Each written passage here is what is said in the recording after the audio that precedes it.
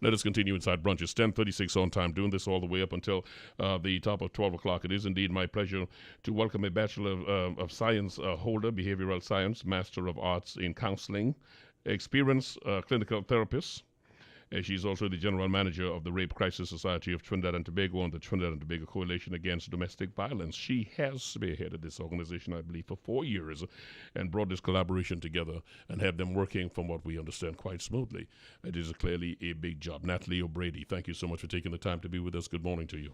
Pleasant good morning. Good morning, Trinidad and Tobago, and to a wider listening audience. Thank you for having us. I thank you for taking the time to be here. She said us because along with her is Salma Mohammed, who is a Bachelor of Arts degree Communication Studies. She is the digital specialist or the social media specialist, and we will be talking to her at the tail end of this because we need to know what's happening from the social media angle, which is to say using that as a way to reach out to a lot of younger folks, also giving a lot of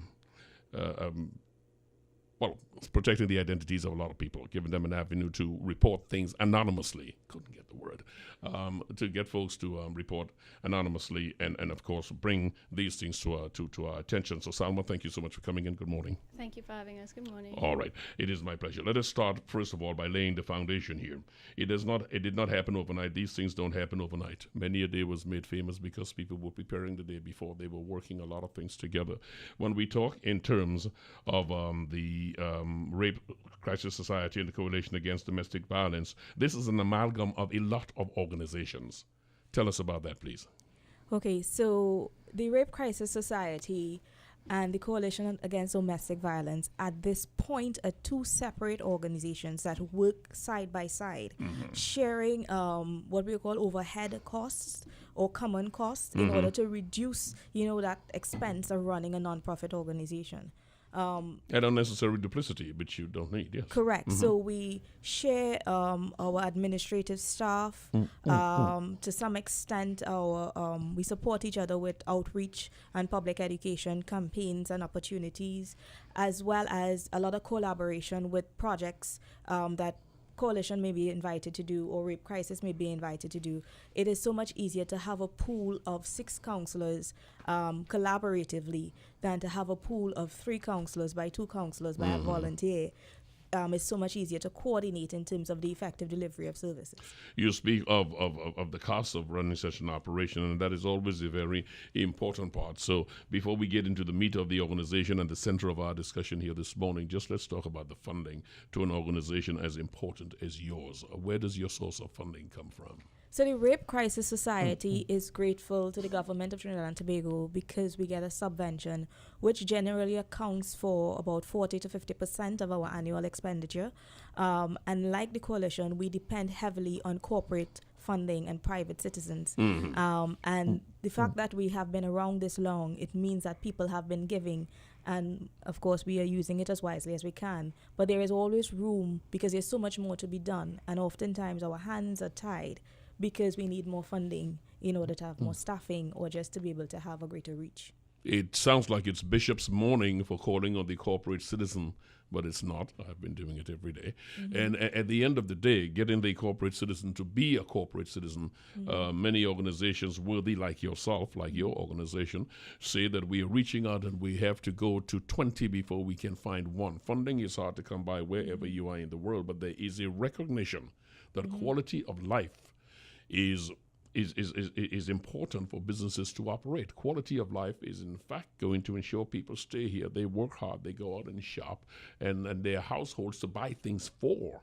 So there is a social compact, natural extension. Have you been having a lot of problems with corporate citizens coming forward? And again, my intention here is not to name anybody, but merely to deal with the body that is the corporate citizen.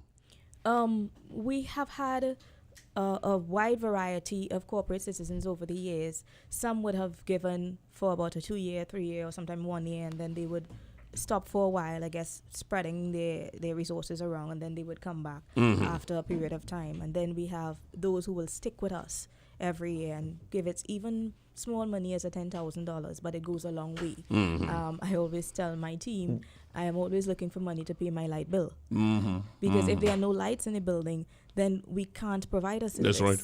So That's right. those basic overheads, my light bill, my telephone bill, my water rate, If those are not paid, then I cannot provide that necessary service to the clientele. Everybody got that? Good. Before we go into the meats and bones, and we're heading there very quickly, I just want to ask Salma, who is here, if the whole advent of the social media as an opportunity is greatly helping towards that reaching out situation and reducing the cost of doing business. Oh, definitely. Because first of all, we did not have social media at the Rape Crisis Society until late last year, I believe it was. And before that, when you go out to the public, we did short surveys. We were just asking people, do you know who the Rape Crisis Society is? No, we don't know. Then when we tell them who the Rape Crisis Society is, they were like, wow, more people should know about this. So we started our Facebook page last year during the 16 days of activism against gender-based violence. We started it then, and we have it running till now. And you would find, if you look at social media in Trinidad and Tobago, over 700,000 persons are on Facebook alone. Yes. So the most popular platform, that is. Right. And our audience, for example, persons ages 16 to 24 and then like 25 to 35-year-olds are the ones who mostly engage and interact with us. These are the persons who we believe can be the ones to influence change in society, and these are the persons who come out asking us questions on a daily basis. So what we do is we create information and content that is shareable. So we find persons of this age group particularly are the ones who share our information, and they're the ones who are telling people, well, Rape Crisis Society is an option. This is who you can go to for free counseling. This is who you can go to for training sessions. They come to our page for debunking myths, because Facebook, what they do is also spread lies faster than truth. That's where fake news come out from. And that's one of the areas we're going to get into a little later on. But before we do that, it does help when there is this greater feeling of anonymity in folks reporting these things, because whether or not it's fake or true, bottom line, in more than likely, if someone's going through the pain of this, you're going to have 1% pranksters, but 99% of people who find this as an avenue. Right, for sure. So that assists the organization. All right, let me go back to your president, Natalie O'Brady, who is the head for 4 years, as I said, of the general manager of the Rape Crisis Society and the Coalition Against Domestic Violence, two organizations, she said, operating side by side but sharing resources to make it feasible over a long run. While there is counseling for the victim, the aggressor oftentimes have themselves been a victim or someone in need of help. You can be looking at people with volatile tempers, recess, aggression, or needing conflict resolution counseling.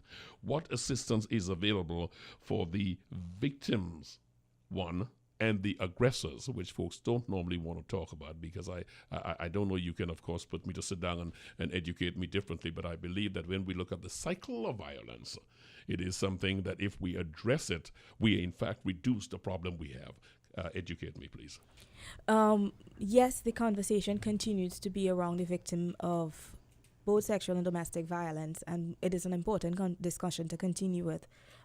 We do have a lot of resources. Of course, there's never enough. We do have shelters run by nonprofit organizations to house victims of domestic violence. We do have several service provision agencies that provide face-to-face counseling. We do have hotline services, free hotline services that they can call in and have that intervention anonymous intervention over the phone. Your hotline service is 24/7? Yes, 24/7. Fantastic, please. And there is also 800 SAVE that supports that process as well. So we do have these positioned resources for victims. But the bigger discussion, as you rightly said, is really around the aggressor, around the perpetrators, in terms of what do we have in place. If we are thinking of domestic violence, I know that we have had in the past, and it was a great initiative because it was a regional initiative called Hope for Men in Trinidad and Tobago. It's called Man to Man in another Caribbean island, and they have different names, where it's a 16-week psychotherapeutic intervention, psychoeducational, psychotherapeutic intervention for men who have been found to be perpetrators of domestic violence. And it's a very comprehensive and well-designed curriculum that takes the man on a journey in terms of understanding himself, understanding how to more effectively resolve conflict, giving them more effective coping skills, helping them to understand what it means to be a father, what it means to be a husband, because oftentimes the aggression will come from that place of vulnerability. that place of not understanding or not having effective coping skills. In addition to that history of witnessing violence, that history of being a victim of violence, be it growing up, or even just living within a community where there's that heightened sense of violence, where being aggressive is the way to go. And then we could go into the larger discussion around ideologies of masculinity and femininity that exist within our society. The woke concept of the macho man and that sort of thing. But you mentioned something interesting inside of there. My guest, by the way, is a Fulbright Herbert Humphrey Fellowship Program alumni, and we're very happy to have you here. That area of children and the violence that they may not have directly physically had occasion on them, but because they saw how the adults were interacting with each other, that is something that is oft overlooked. But it is a major contributor to the concept of how to resolve the situation. Correct. So the child also experiences what we call trauma.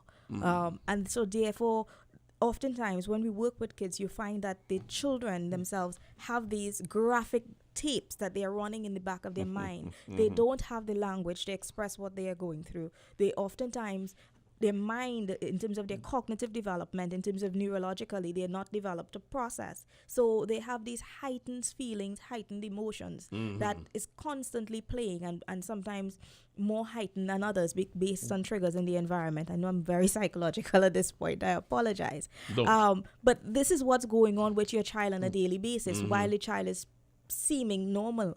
What you also find is that the child becomes the parent in the relationship.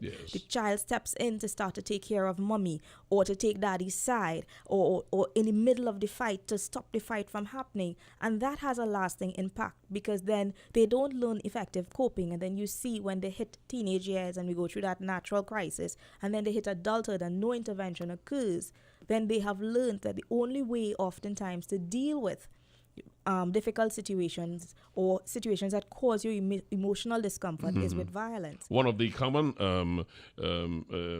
miscalculations by a lot of parents is that if I put the child in a room away from the argument, that I have in fact shielded him or her from it. But if the child is in the other room, sensing a tense atmosphere is bad enough, but then hearing voices with conversations you're not clear on and cannot process, that is double dangerous, is it not? I would go even further. The child comes home from school, missed the entire incident, so they did not witness it, but they walk through the house because they're coming into the home hypervigilant, knowing that something has happened. So they're looking at mommy's mood, and then they're looking to see what is out of place within the house. So there's that great measure of anxiety that is happening, and they were not anywhere near the violence. And the reason we went down that road is just to make the point that you cannot causation is what life is all about. Nothing happens on its own. It starts from somewhere. Somebody has observed something we thought we did not have the intelligence to process, and even if they did not have the ability to process, then you get a little bit of Sigmund Freud inside of here. The dream is a collection of peripheral things that the sleeping consciousness try to make sense of. It comes into a whole confusion, and that confusion can lead to the wrong concept of how to approach things. Correct. We are talking brunch inside of here. It's 10:49 in the morning. As an NGO, do you have your own database of domestic abusers, or do you work with a national, regional, or international organizations to do that, including our own governmental database, if there is one? So the Rape Crisis Society has been good at gathering in terms of collecting statistics every year. So we produce an annual report. The coalition as well is also piggybacking on that. So now they are collecting statistics as well, which most times when people are doing research within Trinidad and Tobago, they will visit the Rape Crisis Society to get data. In addition to that, the government has been working on the establishment of the Central Registry for domestic violence. And that national registry is intended to house information or data on domestic violence from several critical sources in terms of where those spaces where the victim will have come into for help. It might be at the hospitals, at the police station, through organizations providing services, etc. So we have been working with them on that project. So it has its own challenges in that on our end, because we are a counseling agency and because there's this high level of confidentiality and we've always guarded our clients' privacy, just releasing basic data to something as a national registry, which is extremely important for policy, etc., it brings a measure of unease within our clients. We are still working with our clients to help them to understand that it is safe. And it's okay because they have to ultimately give us permission to release that data. Then it gets even safer for them because Correct. now you are taking the next step. Correct. There is gathering and then there is resolution. Correct. Just before we continue deeper into that, I want to swing across to Salma. I know you brought her in this morning because she's going to play an integral part in the expansion of your organization, Salma, in the area of working with other Caribbean bodies who are doing this. Internet allows us the opportunity to share a lot of data. Are you getting a lot of resistance or a lot of cooperation in the region and internationally towards giving the Coalition Against Domestic Violence / Rape Crisis Center all the information they have so that there is a coordinated approach to recognizing this? And the reason I ask that is because recently, as last week, we had a report where a lot of offenders are traveling throughout the Caribbean, moving from one place to the other. Now, cognizance of who they are, where they came from, and where they're going, the best information we have is going to assist a lot of people. Forearmed is forewarned. Well, Or forewarned is forearmed. You know what I mean. At the moment, on our Facebook account, what we do is we share our own information, but we also share information from international and regional sources. And that has generated a lot of regional bodies coming to our page. So we have persons from Suriname, Guyana, we have Venezuelans. We also have quite a few people in the UK and the US who interact with us mainly on the Rape Crisis Society's page and some on the Coalition Against Domestic Violence. So we have these persons comparing the way they operate in their institutions to how we operate, and we haven't had anybody reach out to us directly. But from our data analysis, we can see that persons are interacting with our information, they're sharing it, they're using it within their platforms as well. One of the reasons I asked that, and that's why I'm so excited about the whole emphasis on the social media, is because people love to have, even if it is just a nod from other places and other people, and when they see that this is happening in Grenada, Barbados, Jamaica, the United States, then they feel empowered. They feel, yeah, I can go ahead and share my story. So having the internet and having these kind of links assists people in a lot of ways. Natalie O'Brady also is here. She's also a certified crisis interventionist and an experienced local and international facilitator, having held training workshops on trauma crisis and HIV for persons from 20 countries, including Iran, Russia, Ecuador, South Africa, Europe, India, and Malaysia. Talking about that, Natalie, let me take you into what among many people who say they don't understand why people stay in a violent domestic relationship. Part of it is because of what we call the financial dependency component. Folks don't pay attention to that. While people may or may not be skilled, if they step out on their own, it is a much more difficult task to see for themselves and usually their children. So they stay in a situation because of the financial component, what I call the financial prisoners. Folks who are in that situation want to reach out but cannot reach out. Is there any retraining or any programs in the Coalition Against Domestic Violence Center to assist folks to deal with that? At this point in time, I would want to say no. In the past, we would have had, and we go back to corporate citizenry again. In the past, we would have had a relationship with one of the oil and gas companies where, and this is several years ago, where they opened up some slots within their hospitality and cleaning departments for women who were victims of domestic violence and clients of the coalition. And that was a wonderful arrangement several years ago.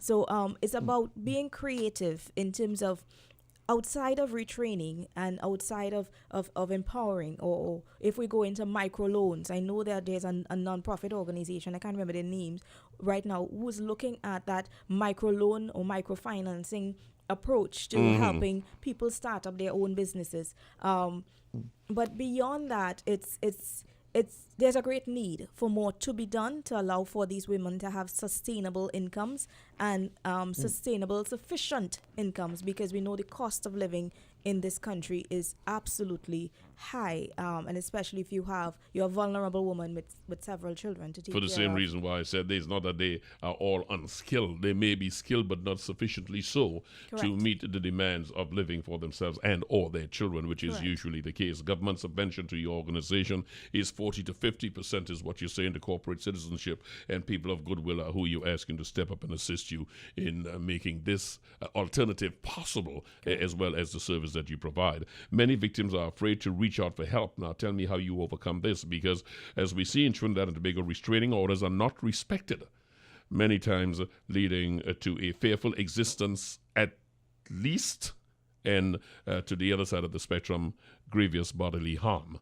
What sort of assurance can an NGO like yours offer folks who are willing to come forward and complain, but afraid that they will become victims? And I understand what you say about that trust factor. That is understood. Yes. But I'm coming to you, but I mean, I'm really afraid. And you direct me and say, well, go get a restraining order against them.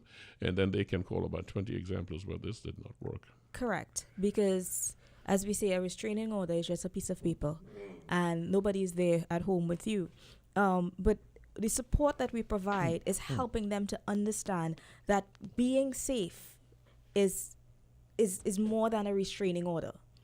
Is that conversation around the various things within your environment you need to build in. So, for example, we always say, if you have a restraining order, you need to ensure that it is placed at or lodged at, a copy is lodged at your local police station or your nearest police station. It's also important that your employers know, and I know we go into people, I don't want everybody to know my business, but at least the head of HR needs to know, because then your employer has a responsibility to put some measures in place, because it also means that not just you can be harmed, but other members of staff can be harmed if this person comes onto the compound. And then outside of that, it's sometimes we go back into, for different reasons, we entertain conversations with the perpetrator. Sometimes we go back and we say to the police officer that this man has breached, and a breach of restraining order is supposed to have an automatic serious consequence, but then the officers may choose to speak to the perpetrator rather than to do what they are required to do by law. So it is that wider conversation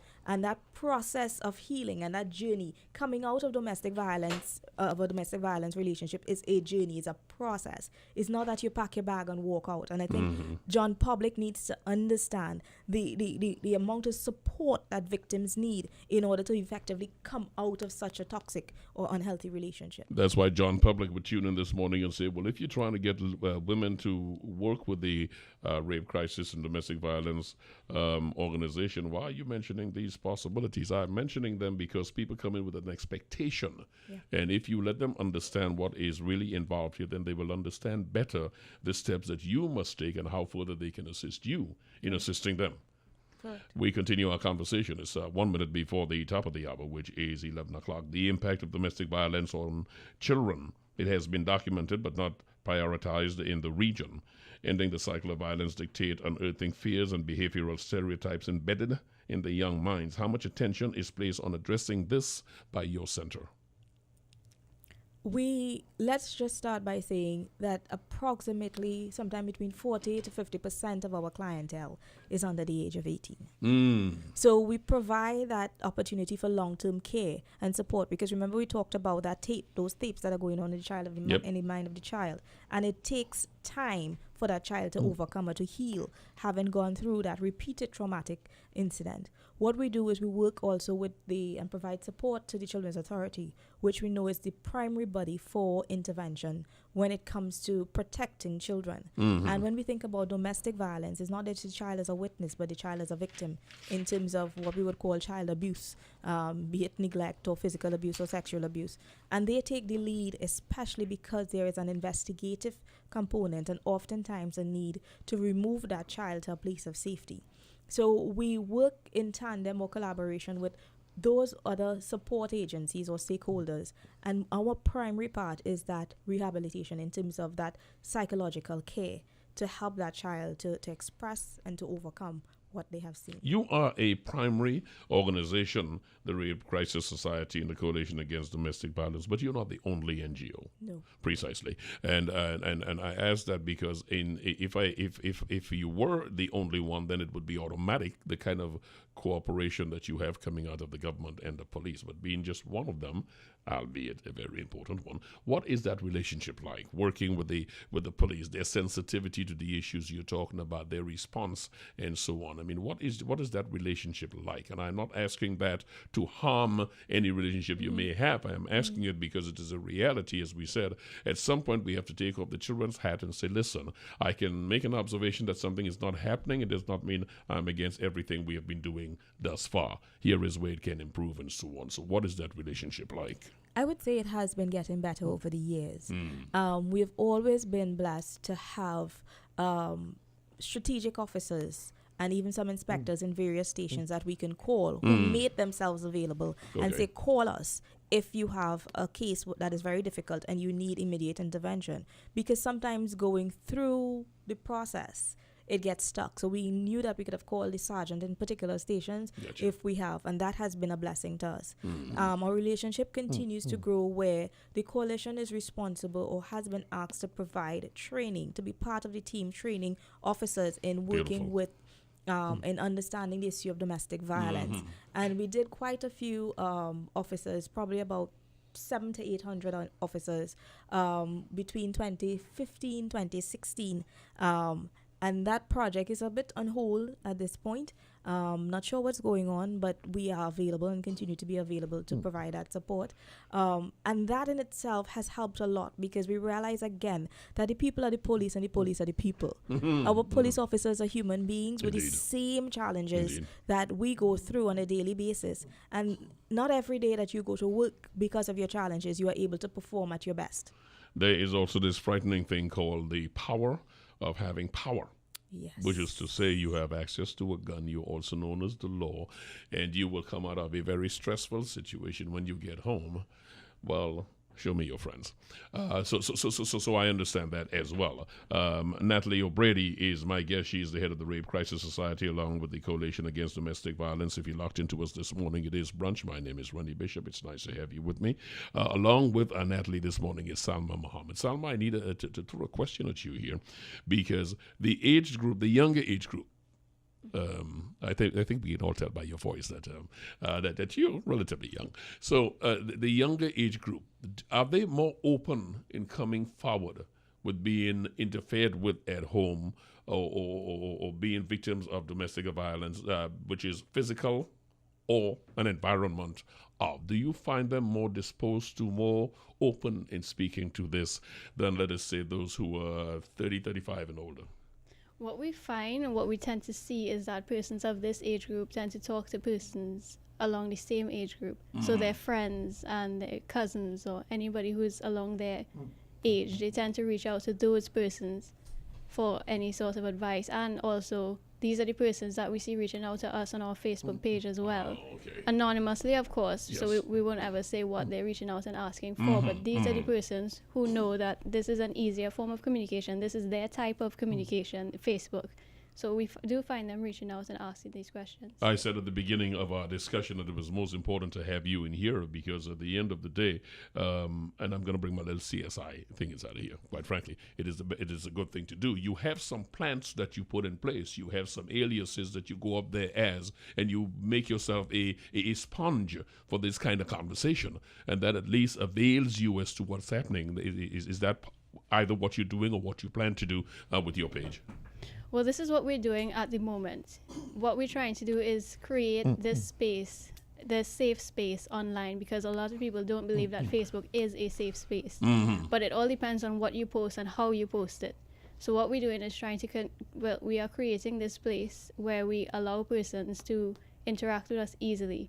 And we're also trying to get them to share our information. We make our data shareable. So we have blog posts. We also have post debunking all sorts of myths that persons may see, because we find people, for example, sexual harassment and domestic violence. We see people saying, well, if this person doesn't leave a relationship, it's because they want to stay, they want to continue getting the abuse. So what we try to do is debunk these myths, and the younger persons on our Facebook page are the ones who we try to influence. We influence their behavior so that they can make the change, because these are the ones who spend the majority of time online on Facebook. Just making our listeners very clear, and that's why we're taking this overall overview of the rape crisis and the Coalition Against Domestic Violence. We will get to the rape aspect specifically a little later on, but while we touch on the outskirts of it, the central issue right now is the Coalition Against Domestic Violence side of it. Do you find a lot of, I'm staying with you for a second, Salma, do you find a lot of over 30-year-olds, because more and more folks are realizing that social media is not something that has excluded a certain age group, and even those who hitherto were not involved in it are now making it their business, if only to monitor their children. They get to know it, they get to use it. Do you find a lot of reports increasing in the number of over 30-year-olds who are using social media to contact the rape crisis and the Coalition Against Domestic Violence? Definitely. The persons who we find sending us personal messages, most of the times the persons over 30 are usually sending it on Facebook asking about somebody else. So maybe a relative, a child, or a niece or a nephew. Yeah, we know that. That's what we see most on Facebook. Also, the persons who are using our Call Now button, these are the persons also over the age of 30 that we find are calling us directly. 800-SAVE is one number. What is the other? What are the numbers? As we go through this morning, I should be repeating numbers that folks can take note of to call either the rape crisis hotline or the Coalition Against Domestic Violence. Let's get some telephone numbers, please. Right. Our Rape Crisis Society's hotline is 627-7273, and the Coalition Against Domestic Violence, their number is 624-0402. Let's repeat that. Rape crisis is 627 7273. And the domestic violence, we're talking about 624-0402. 02. We got that. All right. It's currently 7 minutes after 11 o'clock. We're going to continue this conversation for at least another 20 minutes. As I said, we can take the easy, which is an event they have coming up. I'll tell you about that before we continue talking. Or we can take this and look at all aspects of it. One, from the parent side, from the family side, the community side, the whole question of understanding the circumstances, and including the taboo one that I'll get to in a minute that deals with men who are victims of domestic violence. Yeah, I can just picture it with the insensitivity, a man going in and saying, I've been domestically abused. It is going to stay silent because he's ashamed of what others will think about him. We're going to get to that in a minute, but tell us about the event you've got coming up, please. Okay, so the Rape Crisis Society will be hosting its first and what we call our largest community event on Saturday, 2nd September at the Belmont Community Center from 12 p.m. to 6 p.m. We've gone with the theme Listen for a Change. That's the theme that we're having for this event, and we've chosen this one because we're trying to get persons to start listening to victims and survivors, their family, their friends, their support group. We're trying to get persons to listen and start generating conversation to understand that sexual and domestic violence are grave issues and concerns that we face in Trinidad and Tobago. Yes. So we're trying to generate this conversation, but not just any conversation, one that emphasizes compassion, urgency, to get people to come out and not just take the laid-back approach and say, well, this is really bothering me. I want to do something, but then tomorrow we forget about it. So we're trying to get persons to come out, to spend the day with us, to listen, to make a change in their homes, within themselves and within their communities. So we have something for everybody. We have activities for the kids. We have the bouncy castles. We have the face painting. We have yoga for youth. We also have performances from musician Aaron Eiffel. We have the 2 Cents Movement coming out to help us. We have spoken word. We have dramatic performances from The Art Is.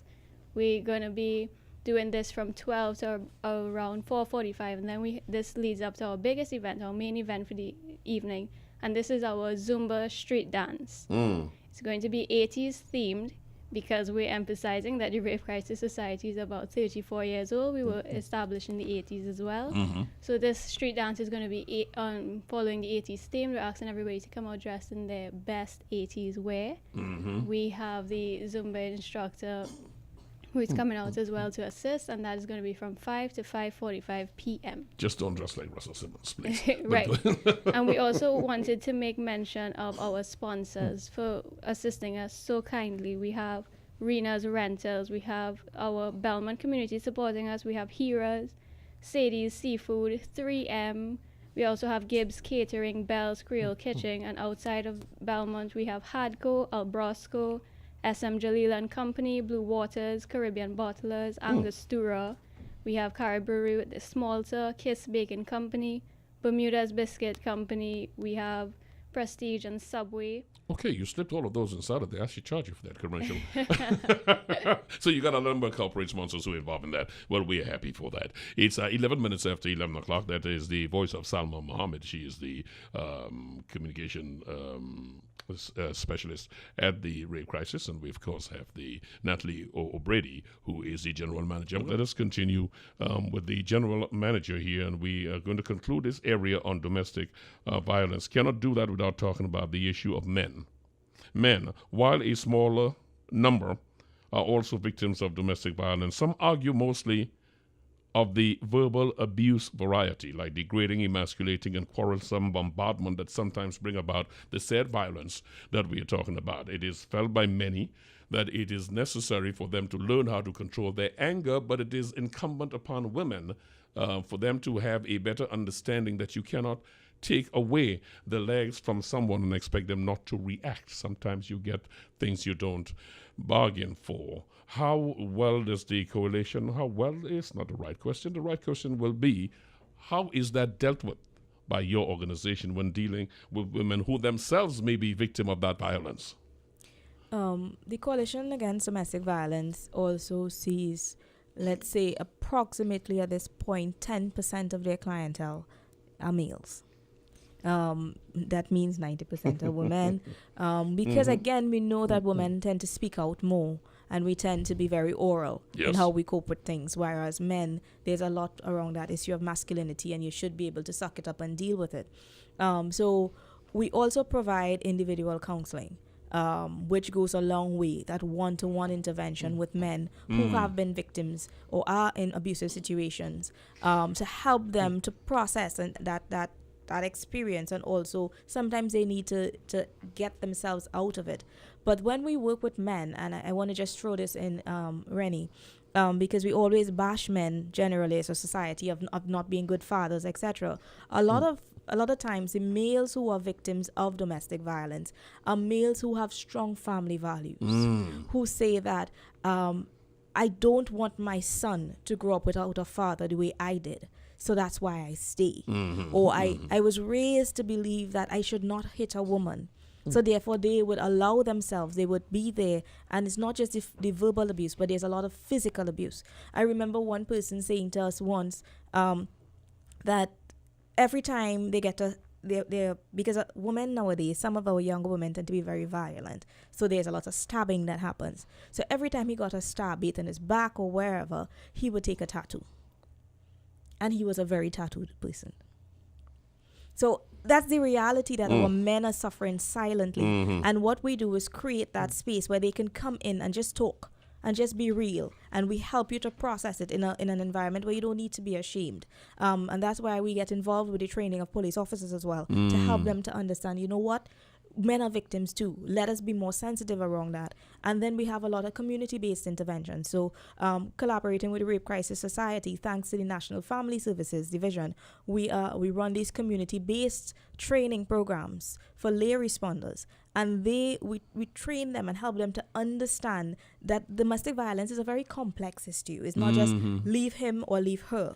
It's so complex. So therefore, we provide that kind of training and support and empowerment, and also help them to understand the various resources that are available for men who are also victims. You are a clinical therapist, and I know that you went into the area of the physical. Is there any merit, or is it a cop-out by men who say, for instance, the verbal abuse led me to this, the degrading comments, the emasculation? I offered that, and you went to the physical. So I'm wondering if you think it's a cop-out, or is it a real issue? It is a real issue. All right. It is a real issue because it is just so common that we don't recognize that the little things that you say to men can actually really do some serious damage. And it's so much more common than the physical. But I kind of went to the physical because we take that for granted, and people just react, okay, well, your wife stabbed you, no problem, get over it. But that's a major issue. because that also leads to domestic homicide. And if we look at the domestic homicide rates within the country, we normally talk about and we think about women. And I remember one statistic talking about 145 victims. But if we look at it and we take it apart, roughly about 40% of those victims were men killed by their partners, their female partners. So, and it would have been in that moment, that fit of rage or whatever happened. But that stab that you will normally take a tattoo for can lead to your death. So that's why I kind of throw I'm that going in to there. salute that man, or any man who has been able to take a tattoo and cover this. That's wonderful restraint. I'm going to tip my cap to you this morning, and that's all I'll say on that. Policemen being sensitive to this, you say that you're working with them so that they understand that when a man comes in to talk about it, there's not snickering and there's not giggling, because the snickering and giggling is further going to embarrass, belittle, and keep the man from doing something there, and then feeling that there is no recourse. Then what you have done is given a steroid shot to him going to the area of retaliation. Correct. That's what we Then talk the about. anger builds. Then the anger builds, yes, Yeah. indeed. 19 minutes after, we've got 10 minutes. I've got to go into the area of elderly abuse. That also is something that folks do not pay attention to. Tell us about the incidence of that, what is being done, and how prevalent it is from the information you have gathered. All right, so the Coalition Against Domestic Violence would have been running a program called Stop Elderly Abuse Now program in the past. But that program was subsequently taken over by the Division of Aging, and it's now under that ministry within the government. However, so in terms of statistics, we'll have to go to the Division of Aging. But it's important because if you realize that you hardly see posters around elderly abuse, you hardly hear that discussion around elderly abuse. But we do have persons who would come in for therapy having been experiencing physical violence, having been experiencing financial abuse, where we oftentimes will take the parents' pension from them and leave them with nothing, which is also becoming very common. You would also have that issue of property and land, where you would have signed your property over to your children because you're getting older, and then your children decide to put you out of the property and you have nowhere to go. That too is abuse, and is also very common within our community. And then we go with the emotional, psychological abuse that our parents and grandparents are experiencing, and for different reasons. But it's our unfortunate reality within our society. There, too, they can call the same abuse number, which is 6240402. Am I correct? They can use that number. Rape. No matter its origin, it's extreme violence against another person. That's what it is. It's a crime, and it's morally reprehensible, we will all agree. This shameful act is compounded when committed by trusted family members, and much more difficult to be revealed for fear of shame or not being believed. In this context of this vile world of violation, how prevalent is incest and family rapes among those reports that you get? Number of reports for rape, yes, but the whole issue of incest, family rape. If you had to, could you give me a percentage on that? I would start by saying that the majority of cases of sexual violence that we work with, the perpetrators are someone who is known to the victim. Not necessarily family member, but someone who's known. Right, yes. So, and that's where we get into whether it is child sexual abuse or sexual abuse at the hands of a relative. And the relative can actually be male or female. That's a reality as well. And we go into the step parents, the step siblings, the biological, the fathers, the mothers, and the uncles, all right? Very, very common. So majority of our cases of when we talk about child sexual abuse or sexual abuse perpetrated against children, it would be in that context of relatives or trusted adults that parents know who is responsible for the care of their children. That be all very clear. The category of children as we use here is what age group? Under the age of 18. Under the age of 18. Anything under the age of 18, have you. To the best account of the Rape Crisis Society, what is the ratio of rape accusations to arrest, prosecutions, and incarcerations? To the best information you have. And I know I should direct this to the police, but I want to get a feeling that an NGO operating, you must know indeed that something is being done. So when you speak to people to encourage them to come forward, you can say, this is what is happening. And if it is not happening, then I'm asking you for us to put it on the table here this morning. The reality is there's a lot that needs to be done within our judicial system. Let's just say that sometimes our clients return 3 years to 6 years later and their matter is now being called in high court. And 6 years later, you have moved on with your life. And now you're being asked to come and testify. Revisit right. this horror. So yes. the time frame for the prosecution has served as a deterrent. So we encourage, and people will go and do that initial report.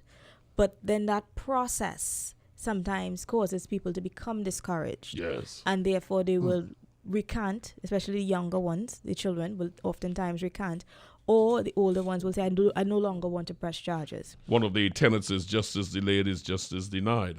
And one can understand because you develop a sort of apathy after waiting Correct. for a year, 2 years, and then you go like, I Correct. don't want to be bothered with this again. I've forgotten him. He can go to hell or whatever. Correct. And I want to move on. But the challenge there, Rennie, is that the perpetrator is still out there.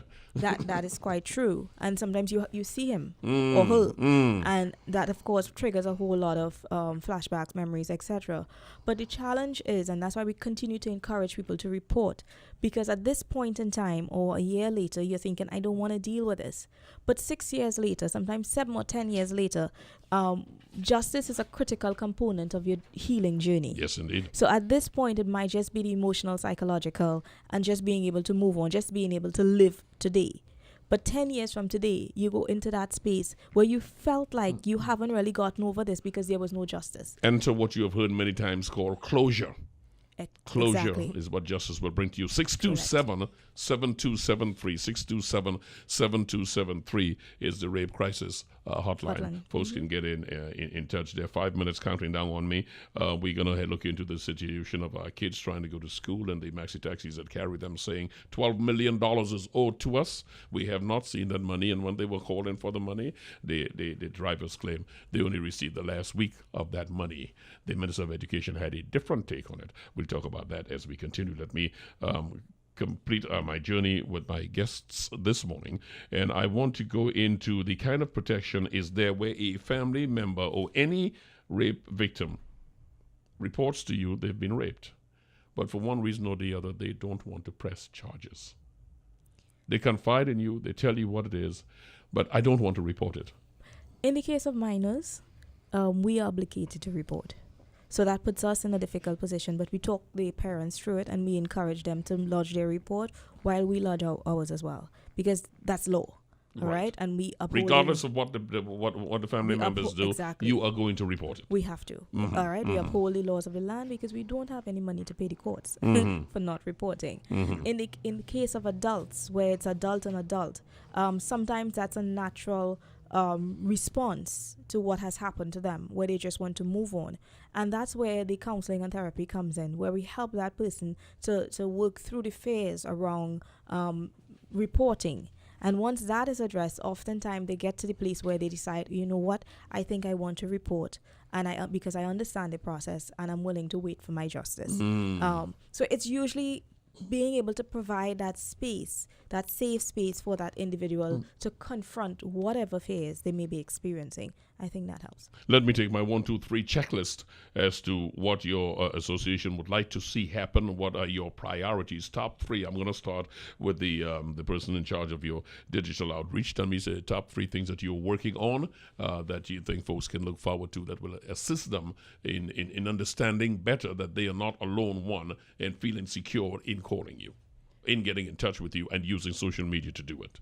The first thing we want to do is to generate awareness, not just around the Rape Crisis Society and Coalition Against Domestic Violence, but around sexual and domestic violence, child abuse, all these issues. So we're using our social media to try to spread information about these through credible information, because they're coming from a credible source. We're using facts, we're spreading the information. The other thing we like to do is to influence behaviors, to get people to actively change, to go out and do something, to speak out, to influence their peers and others associated with them. Also, we need people to know that even though it's Facebook, it's secure. When people message us, when they send private messages, it's not going to stay on our Facebook page. We respond to you as soon as we can, and then that message is gone. We remove it. Your compact with them is that whatever they provide to you stays with you, save for the stats which you may share with other people. Not anything personal, just the stats. Exactly. All right. Salma, good to meet you. Thank you for coming in. Thank you so much. Let me go to the General Manager of the Rape Crisis Society and the Coalition Against Domestic Violence, clinicist herself. What are the top 3 things folks can do to assist both organizations in moving forward and being a better service to them? What we really need to do is to have a greater community presence.